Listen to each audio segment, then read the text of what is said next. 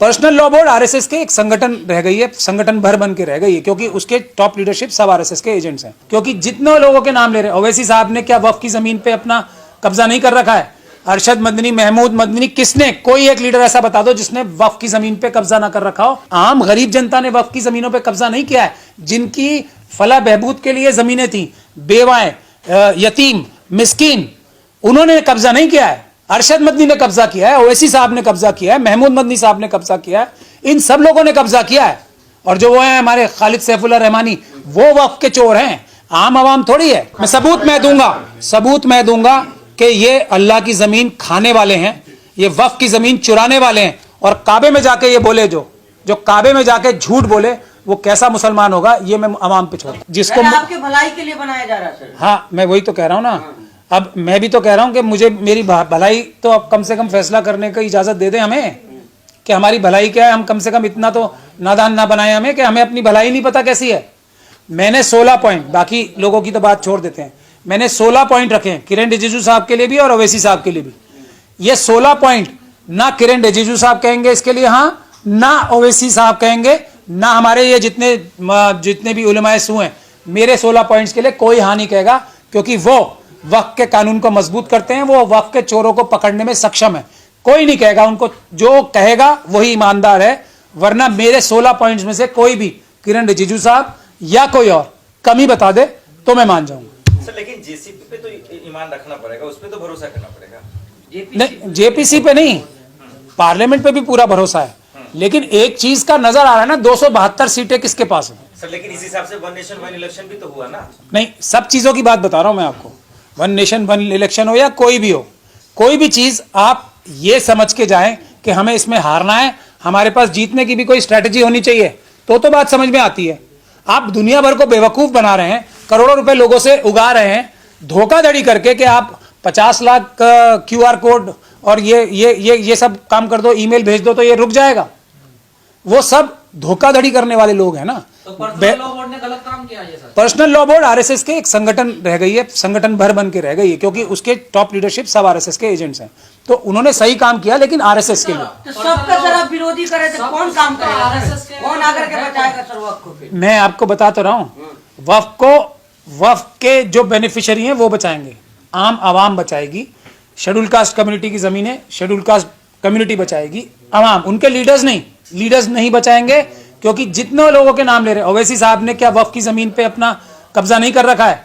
अरशद मदनी, महमूद मदनी, किसने? कोई एक लीडर ऐसा बता दो जिसने वक्फ की जमीन पे कब्जा ना कर रखा हो और वो उसकी कानून के हिसाब से पैसे दे रहा हो। यहां तक आरएसएस और बीजेपी सही है, क्योंकि वो इन्हीं लोगों की कमियां, क्योंकि ये तो उनके बहुत पहले से रहे हैं ना। तो इन हाँ, मैं बता रहा हूं, एक मिनट। एक कहावत है ना, चोर से क्या चोरी कर और साहूकार से क्या तेरा घर लुट रहा है। ये कहावत सुनी आपने? ये सब शुरू से आरएसएस के एजेंट हैं। इन्होंने जानबूझ के ये हरकतें की हैं, वक्फ की चोरियां की हैं, ताकि बीजेपी और आरएसएस को मौका मिल सके कि ये देखो तुम्हारे ही लोग तो चोरी कर रहे हैं। लेकिन आम गरीब जनता ने वक्फ की जमीनों पे कब्जा नहीं किया है। जिनकी फलाह बहबूद के लिए जमीनें थी, बेवाएं, यतीम, मिस्कीन, उन्होंने कब्जा नहीं किया है। अरशद मदनी ने कब्जा किया है, ओवैसी साहब ने कब्जा किया है, महमूद मदनी साहब ने कब्जा किया है, इन सब लोगों ने कब्जा किया है। और जो वो है हमारे खालिद सैफुल्लाह रहमानी, वो वक्फ के चोर हैं, आम आवाम थोड़ी है। सर आप इतने बड़े गंभीर आरोप लगा रहे हैं, इन्होंने वक्फ की जमीनें, आपके पास तो सबूत है, आपके ऊपर मानहानि का केस कर दिया उन्होंने, तो फिर क्या होगा? नहीं, मानहानि का केस कर दिया तो वो सब लोग मेरी बहुत बड़ी मदद करेंगे, क्योंकि मेरी बहुत काम आसान हो जाएगा इनको वक्फ का और देश का चोर डिक्लेयर करने के लिए। ये देश के साथ गद्दारी कर रहे हैं, मुसलमानों के साथ गद्दारी कर रहे हैं, मेरा काम आसान हो जाएगा। अभी तो मुझे खुद आगे से केस करना पड़ेगा, आज नहीं तो कल, इनसे ये पूछने के लिए, हिसाब लेने के लिए कि आपने पैसा कितना कलेक्ट किया, खर्च कितना किया। एक बात। दूसरी बात ये, कौन कौन कितनी वक्फ की कीमती जगहों पे कब्जा करके बैठा। मैं आपको एक ही टेस्ट दे रहा हूं सिर्फ। इसको रोक दिया जाए, उसके बाद नहीं इन लोगों से आप टेस्ट लीजिए। नहीं रोक, मैं तो कह रहा हूं ना, ये सब तो बड़े बड़े लोग हैं, है ना, ये रोक ही लेंगे। नहीं रोक रहा चंद्रशेखर यहाँ पे आ रहे, चंद्रशेखर करे हम लड़ेंगे लड़ाई मुसलमानों का, चलो वही लड़के रोक लें। ये सब नहीं रोक पाएंगे, फिर जनता मेरी बात सुन ले, मेरे साथ काम करे, मैं मेरी भी कोशिश देख लें फिर। लेकिन पहले रोकेंगे क्या? ये 16 पॉइंट से चंद्रशेखर साहब से पूछ लो, वो एग्री करते हैं नहीं करते। जो मेरे 16 पॉइंट्स हैं, मैंने ट्विटर हैंडल पे भी डाल रखे हैं अपने, उससे तो हाँ करवा लो पहले इनसे, किसी से। मतलब रोकेंगे कैसे? इनके पास कोई अपना कानून नहीं है, कोई कानून का प्रपोजल तो होना चाहिए, ये होने चाहिए। तो आपके 16 पॉइंट क्या है? मेरे 16 पॉइंट साफ साफ है, जिसमें मैंने ये बताया। पहला पॉइंट उसमें ये है कि एक तो ये जो भी वक्फ की प्रॉपर्टी है, ये इसलिए होती है कि कोई भी इसको डोनेट कर दे अल्लाह की राह में नहीं, किसी भी एक खास पर्पज से, और उसको फिर चेंज नहीं किया सकता, वापस नहीं लिया जा सकता, ये उसकी डेफिनेशन साफ हो जाए। उसमें जो टेंजेबल एसेट्स हैं और नॉन टेंजेबल एसेट्स हैं, जैसे शेयर भी है, अब जैसे किसी के पास इंटेलेक्चुअल प्रॉपर्टी राइट्स हैं, किसी के पास अपना पेटेंट है, वो भी इसको गिफ्ट दे सके, ये मैंने डेफिनेशन बनाई है, पहली चीज।